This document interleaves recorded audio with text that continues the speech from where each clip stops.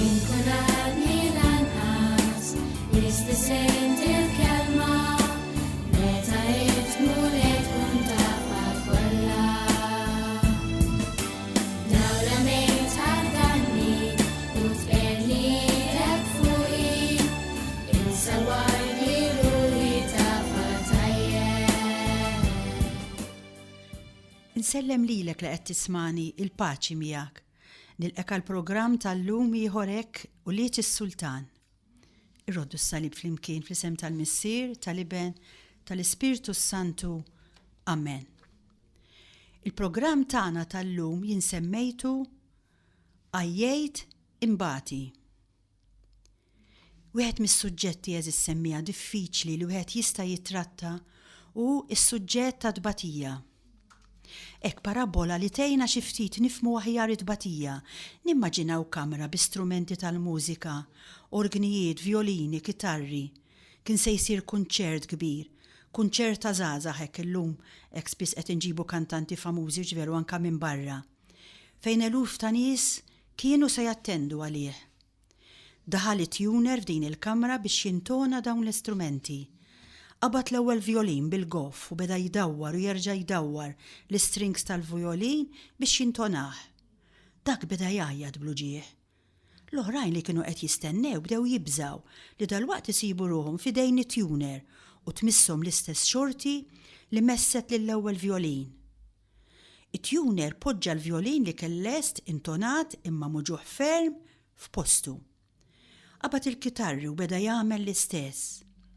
Waħda mill-kitarri beżet ferm u assolutament ma riditx tgħaddi mill-istess martirju ta' sħaba. Kif it-tuner kien wiċċu lem, din staħbiet. Kif it-tuner lesta sintenni telaq il-barra mill-kamra u dik ħassita fortunata għax ħelset minn dak it-tuner li weġġa bisħieħ lill-istrumenti sħaba. Wasal il-ħin tal-kunċert u żgħażagħ daħlu biex jidħlu l-violini u l-kitarri. Imma wieħed minnhom li qabad il-kitarra mhix intunata induna u qal din ma nistax nuża kien sar il-ħin u tefaħħa fil-ġenb tal-kamra. L-oħrajn ħadu l-istrumenti tagħhom u bihom sar kunċert mill-aqwa. Il-kitarra li baqgħet fil-kamra bdiet il-kriżi tagħha u bdiet gerger li ħadd ma jħobbni, jien rejected, jien mpoġġija fil-ġenb, jien kitarra li qatt ma kont stmata. Il-kriżi tal-kitarra li ma kienitx kapaċi taffronta s-sofferenza ħalli jissir kitarra melodjuża, kitarra intonata. Eżis semmija, dini l-istorja ta' bniedem li jsofri f'idejn Alla. Il-kol kemm aħna għandna tbatija tagħna, qegħdin kollha bħal kitarra li tajjat f'idejn Alla li qiegħed jintona fil-ħajja tagħna. Il-kol kemm aħna. Min għandu tbatija fiżika, li tbatija li ġejja mill-mart, li ġejja mill-limiti tagħna. Min għandu tbatija psikika, tbatija tal-ejja fil-moħħ, ta' tensjonijiet, ta' depression. U għaw min għandu kriżi jew aħjar ejja spiritwali. Kultant anki l-istess żnubiet tagħna li aħna maħniex kapaċi naffrontaw u nirbħu. Anke l-istess mixja spiritwali kultant inħossuha tqila. Iva din hija wkoll tbatija. Ħafna drabi aħna nagħmlu żewġ mistoqsijiet. Imma Alla lili tassew jista' jeħlisni minn din it-tbatija. Huwa jew mhuwiex powerful Alla. Huwa jew mhuwiex twajjeb Alla. Allura għaliex qegħdin imbagħtu? Min jaf kemm il-darba għedna jindaqs kemm inħobbu u nagħti kollox għalih, allura għaliex qed imbagħti? U forsi nistaqsih, imma jien x'għamiltlek mulej, x'għamiltlek biex inti qed tippermetti dan kollu fil-ħajja tiegħi? X'inhi r-raġuni ta' tbatija tiegħi? Għaliex oħti ta' 45 sena mietet lilha ġejt tieħu? Min jaf kemm il-darba nagħmlu dawn il-mistoqsijiet. It-tieni mistoqsija li aħna nagħmlu hi u jekk int mulej tista' teħlisni u ma tridx teħlisni, allura fejn hi t-tjubija tiegħek? Allura kif nista' nsejjaħlek missier?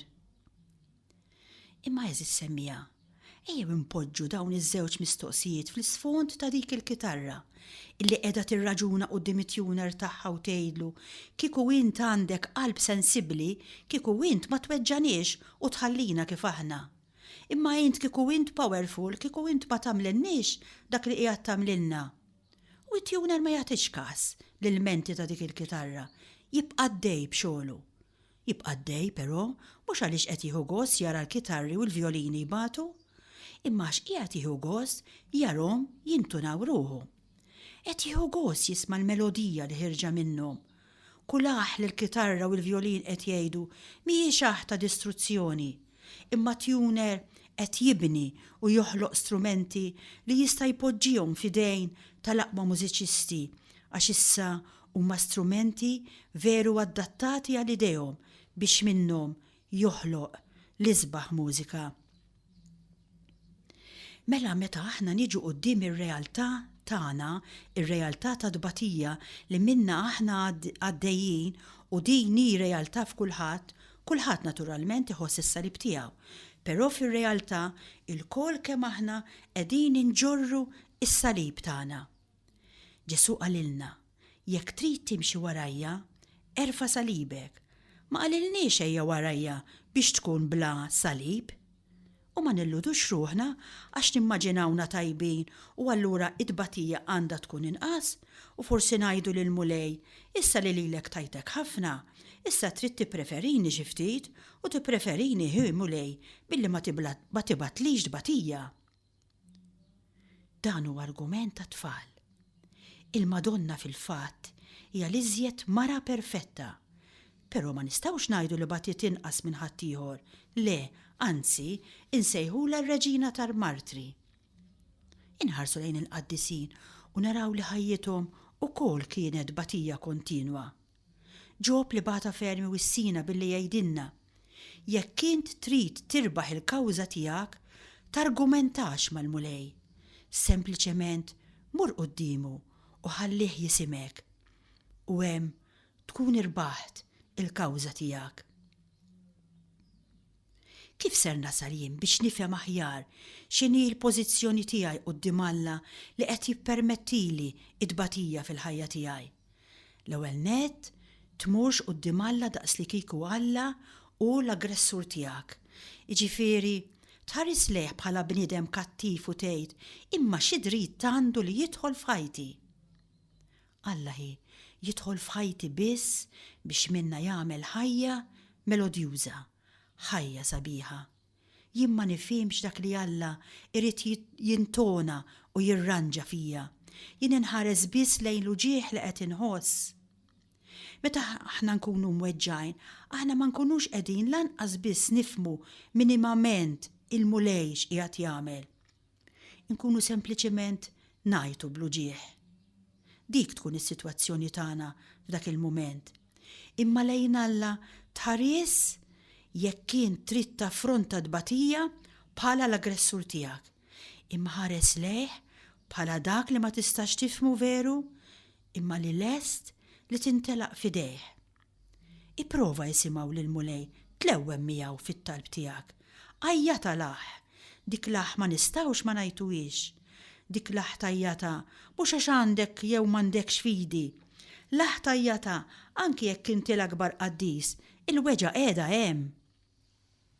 Anki Ġesu stess fuq il-Kalvarju ajjata l-ajta tiegħu meta qallu Alla tiegħi, għaliex abbandunajtni? U fl-ittra lil Lut insibu fuq Ġesu bħal dak li jgħajjad bit-twerżiq u biki lejn dak li seta' jeħilsu mill-mewt. Iva, mela anki Ġesu qala laħ quddiem it-tbatija.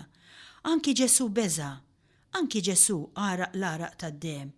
Anki Ġesu ipprova jiżgiċċa mis-salib u mar fidejn il-missier u qallu, Missier, jekk tista' ħenna lija, jekk tista' eħlisni mis-salib. Imma spiċċa billi qal, mhux dak li rrid jien, imma dak li trid int. U aħna allura eżis semmija hija t-telqa li jien irrid nagħmel quddiem il-mulej. Ejjew nisimgħu silta ħelwa mużikali, Father, I place into your hands, u flimkien ma daw li ħna ngħidulu mulej, aħna fidejk irridu nintelqu u bħalek nixtiequ mhux dak li rridu aħna, imma dak li trid int. Persważi li inti hu l-uniku personaġġ li nistgħu nafdaw. Nisimgħuha. Father, I place into your hands the things that I can't do. Father, I place into your hands the times that I've been through. Father, I place into your hands the way that I should go, for I know I always can trust you. Father, I place into your hands my friends and family. Father, I place into your hands the things that trouble me. Father, I place into your hands the person I would be, for I know I always can trust you. Father, we love to seek your face, we love to hear your voice. Father, we love to sing your praises and in your name rejoice. Father, we love to walk with you and in your presence rest, for we know we always can trust you.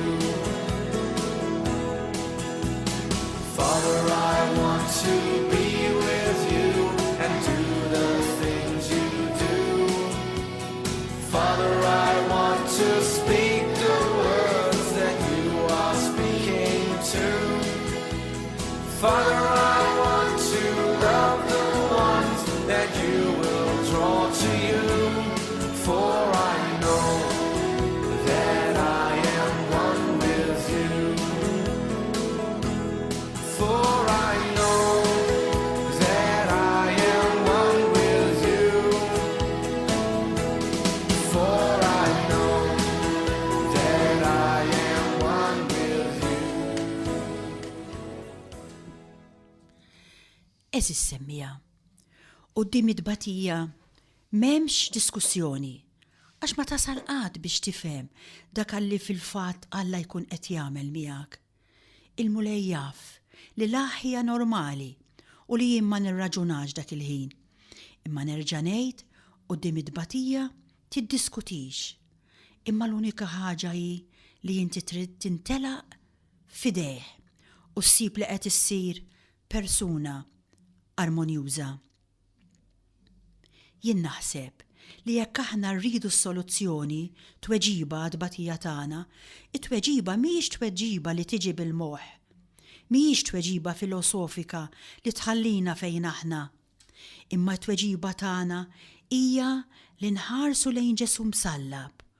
U hemm fuq is-salib Ġesu msallab, iva, jagħtina it-tweġiba għad-batija kollha tagħna. Għadna kif iċċelebrajna u ġvieru l-festa ta' Kristu Sultan. Imma nafu li Kristu sar Sultan fuq is-salib. Min hemm rebaħ, b'demmu kisbinna saltna għal dejjem u għamilna membri tagħha. Mija waqt insaltnu, jekk waqt id-batija jkollna dik il-kapaċità li ngħidulu. Hawn jien mulej, tkun magħmula ir-rieda tiegħek. Trid tkun iblaħ għal Kristu bħalma jgħid San Pawl. Naturalment, min mhux iblaħ għal Kristu, id-batija fejn tmexxih? Tmexxih għad-disperazzjoni. Id-batija ma tistax tħallik fejn int, jew tmexxik lejn kriżi li taħseb ħadd ma jħobbok, m'intix apprezzata, tgħid li Alla jobodni, jew tmexxik lejn Kristu. U ma San Pawl naslu biex ngħidu, jekk għandi niftaħar, ħaniftaħar b'dak li hu dajjef fija. U jekk hemm xi ħaġa li tagħtini r-ruħ huma dawk l-aħ li jiena ngħid meta nkun fidejn dak li qiegħed kontinwament jintonani kif jixtiequ. Pawlu wasal biex jgħid jekk hemm xi ħaġa li tqawwini lili hija tbatija. Il-mulej jaf li din il-qawwa tiegħi. Il-qawwa tiegħi iva hija id-djufija, hija tbatija. Dan għandu jkun il-mod ta' kif wieħed hekk eżis semmija għandu jkun kapaċi jaffronta d-batija.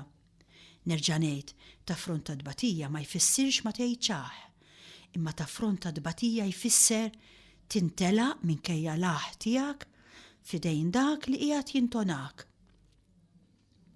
Pawlu fl-ewwel ittra lill-Korintin kapitlu 2 vers 2 jgħidilhom: Ma nippretendix li kont naf xi ħaġa fostkom ħlif lil Ġesu Kristu u l-dan imsallab. Iva semmija, Pawlu xandar lil Kristu msallab, għax preċiżament mi Kristu msallab toħroġ qawwa u enerġija tremenda. Kif qedtilkom mhux vera, ir-rebħa u l-glorja ta' Sultan Ġesu kisibhom permezz tas-salib, permezz ta' tbatija. Xi tfisser tkun taf tbati? Meta aħna naqraw siltiet mid-tbatija li sofra Kristu u l-qaddisin, kważi ngħidu jien mhux talli ġbajt imbati, imma kważi ngħid minix imbati biżżejjed. San Pawl qal il-qawwa tiegħi hija fid-djufija tiegħi, hija fid-tbatija li jien qiegħed imbati. U hawnhekk għandna sigriet eżis semmija. X'inhu dan is-sigriet? U li minn kull forma ta' tbatija toħroġ enerġija qawwija. L-enerġija ma toħroġ biss mill-predikazzjoni, meta permezz tal-predikazzjoni Alla jaf jibdel persuna. L-enerġija ma toħroġ biss mit-talb, fejn fit-talb aħna ħafna drabi nistgħu ninbidlu. Iva, toħroġ ħafna enerġija anki mid-tbatija li qed bati. Aziz ħija, Aziza uħti, int li qed tismani. Ġesu jgħid lil Nikodemu, meta jien inkun molli bejn sema u art, niġbed il-bnedmin kollha lejja. Hekk jien naħseb, jekk hemm xi ħaġa li nistgħu nsejħula bluha, din il-frażi li Ġesu qal lil Nikodemu, bluha fis-sens li kien qal Pawlu meta qal nitkellem tajblaħ li jien. Għaliex hija bluha? Għax skont kif naħsbu aħna ta' bnedmin li aħna, Ġesu seta' jiġbed il-bnedmin kollha leħ meta kattar il-ħobs u minn 5 ħobżiet tema 5,000 raġel minn barra n-nisa u t-tfal. Jiġbed lil kulħadd leħ meta kien hemm bniedem li ilu 3 ijiem mejjed ġo qabar u dan b'kelma li Ġesu jgħid joħorġu mill-qabar. Jiġbed lill-bnedmin kollha leħ meta qiegħed ġo tieġ u minn siġġara l-ilma jibdilhom f'inbit. Però b'dana kollu, minkejja l-enerġija li kien hemm f'dawn il-mirakli kbar, l-enerġija ma ħarġitx minn dawn. Tantu hekk li wara ftit dawn in-nies insewu. Wara ftit jekk mhux l-istess nies imma nies li żgur kienu semgħu dawn il-prodiġi kbar, marru quddiem Pilatu u għajtu l-kol salbu, salbu. Mela nsew dak kollu li Ġesu għamel u dik l-enerġija li ħarġet minn dawn is-sinjali. Anzi, il-qassisin il-kbar li skribi u l-Farizej qalu dan qed jagħmel wisq sinjali u jeħtieġ naraw x'nagħmlu biex noqtluh u neħilsu minnu. Però hemm xi ħaġa li l-enerġija tagħha hija tant qawwija illi tiġbed lil kulħadd leha. Meta jien inkun molli bejn sema u art u hawn naraw dik l-enerġija tremenda, enerġija li qasmet il-purtira tat-tempju fit-tnejn. Dik l-enerġija illi anki l-istess elementi naturali ma qadux kwieti u bdim dik id-tbatija ta' Ġesu u sar dak it-terremot sħiħ meta Ġesu jmut. Dik l-enerġija li qajmet anki lil-mejtin mill-oqbra. Naraw din l-enerġija li ftit wara hekk b'dik id-daqxej ta' predikazzjoni ta' Pietru tikkonverti 3,000 ruħta. Din l-enerġija li Ġesu Kristu tkellem minna. Dik l-enerġija li nistgħu nsejħula il-melodija ta' dawk l-istrumenti li issa intunati tista' tużhom biex issa tagħmel il-mużika bihom. Hemm ukoll enerġija eżis semmija li ħirġa mid-dbatija tiegħi u tiegħek.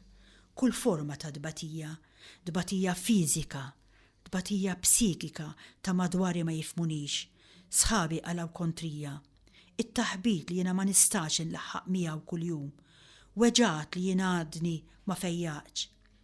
Dbatija spiritwali, kultant nixtieq nagħmel it-tajjeb u nsibni propju nagħmel il-kuntrarju. San Pawl jgħid, min se jeħlisni minn dan il-ġisem tal-mewt, imsejken li jien. Ekka nissuġġerilek li taqra l-ittra ta' Pawlu lir-Rumani kapitlu 7 u taqraw id-batija li San Pawl bata. Mela kull batija sew dik fiżika, sew dik psikika, sew dik spiritwali, fija hemm enerġija tremenda, fija hemm melodija. Basta ma naħluwiex. Kif naħlija din l-enerġija?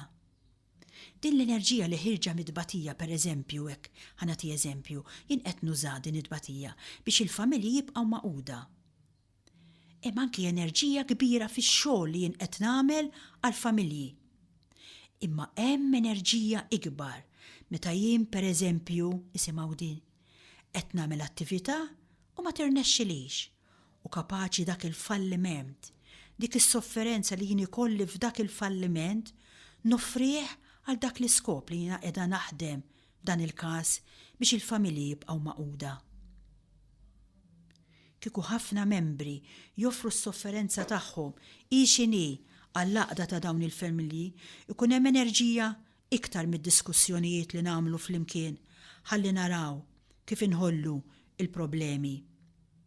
Quddiem Alla semmija id-batija tiswa ferm. Xi tfisser ma tħallix din l-enerġija tinħela? Ifisser li malaħ tiegħek tintraħa f'idejn dak li qiegħed jintonak.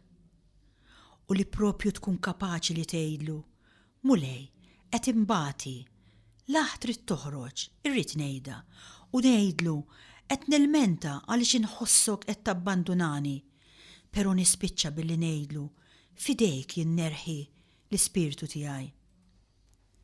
Meta l-ħajja tiegħi ngħaddija ngerger, nirribella, qed imbagħti l-istess, anzi qed imbagħti iżjed u nidrenja, jiġifieri qed naħli l-enerġija kollha li ħirġa minn dik is-sofferenza. Jekk nagħmel hekk, ħajti tkun bla tonalità, bla skop. Ma jfissirx aħna ta' ma nippruvawx ukoll kif għamel Kristu lil missieru. Ngħidulu missier, jekk hu possibbli, neħħi minn qudiemi dan il-kalċi. Dan ma jfissirx jiena m'għandix ngħid li tuner tiegħi, trattani daqsxejn aħjar. Dan ma jfissirx li jiena ma nippruvax ukoll nitlob lil mulej ifejjaqni. Nitolbuh, imma bit-telqa tagħna fideh u ngħidu hawn jien mulej, tkun magħmula r-rieda tiegħek, fejjaqni, imma mhux bil-mod kif irrid jien, imma bil-mod kif trid int. Hu ħsiebi, imma jien naf mulej li dak kollu li għaddej minnu inti taf bih u inti m'intix qed tieħu gost bih. Attenti, illi Alla ħanuża dil-kelma umana, Alla jsofri magħna. Iva int li għaddejja minn xi tbatija, Alla qed isofri miegħek. Dan bħal ommu li tieħu lit-tifla tagħha quddiem it-tabib biex dan jagħmel l-operazzjoni. L-om teħuda tibki, l-om qed issofri ma' binta, imma taf li binta għandha bżonn dik l-operazzjoni. Alla jsofri magħna u għalhekk Ġesu qalilna meta tħarsu lejn missierkom, ħarsu lejh bħala Alla kompassjonevoli. Kunu kompassjonevoli bħalma hu missierkom li hu fis-smewwiet. Fil-faċċini il-kelma kompassjoni tfisser qed bagħti ma' xi ħadd ieħor. Mela, meta qed ngħidu Alla hu kompassjonevoli, qed ngħidu Alla qiegħed ibati miegħi. Kif il-missier bata ma' ibnu Ġesu meta bata fuq il-Kalvarju. Ma ħax gost li batu għall-Kalvarju, imma kien jaf li kienet dik it-triq li seta' twassal lil Ġesu għall-glorja sħiħa. Kien jaf li kien dak it-tuning illi seta' jagħti lil Ġesu l-isem li hu fuq kull isem u qudiemu mbagħad jinxteħtu l-ħlejjaq kollha fis-sema u fl-art għax obda sal-mewt tas-salib.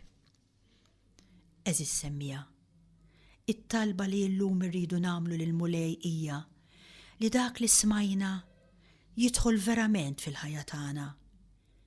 Hija li ma nkunux il-kitarra li staħbiet biex imbagħad ħassita kitarra mhix apprezzata, kitarra iddisprata.